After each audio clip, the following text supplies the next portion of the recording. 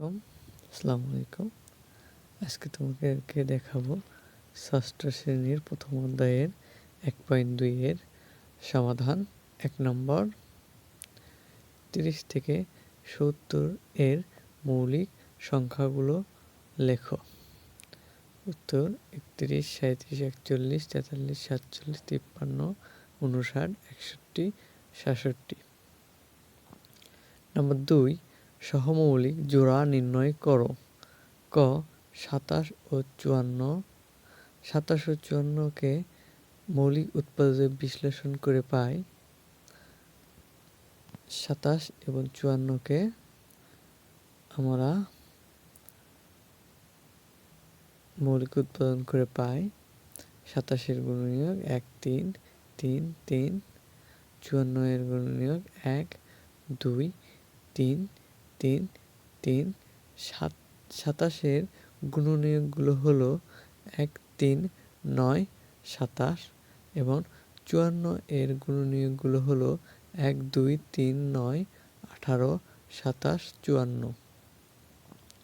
27 ও 54 এর সাধারণ গুণনীয়ক 1, 3, 9 ও 27 বিদ্যমান। অতএব তারা সহমৌলিক নয়, কারণ দুই সংখ্যার মধ্যেই তাদের গুণনীয়কের মিল আছে।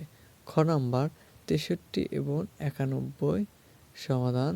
63 ও 91কে মৌলিক উৎপাদন বিশ্লেষণ করে পাই এখানে 63-র 1, 3, 3, 7 এবং 91-এর 1, 7, 13। 63 এর গুণনীয়কগুলো হলো 1, 3, 7, 9, 21 ও 63। 91 এর গুণনীয়কগুলো হলো 1, 7, 13 ও 91। 63 ও 91 এর মধ্যে সাধারণ গুণনীয়ক 1 ও 7 বিদ্যমান, কারণ দুইটার মধ্যে 1 এবং 7 বিদ্যমান আছে, যার কারণে তারা সহমৌলিক নয়। নাম্বার গ 189, 210। এখানে 189 এর গুণনীয়ক এবং 202 এর গুণনীয়ক দেওয়া আছে। 189 এর গুণনীয়কগুলো হলো 1, 3, 7, 9, 21, 27, 63 ও 189। 210 এর গুণনীয়ক 1, 2, 3, 5, 6, 7, 10, 14, 15, 21, 30, 35, 42, 70, 105 ও 210। সাধারণ গুণনীয়ক 1, 3, 7 ও 21 বিদ্যমান দুইটার মধ্যেই, তাহলে এটা সহমৌলিক নয়। ঘ নম্বর 52 ও 97। এখানে 52 এবং 97 এর গুণনীয়ক 52 এর গুণনীয়ক হলো 1, 2, 4, 26 ও 52।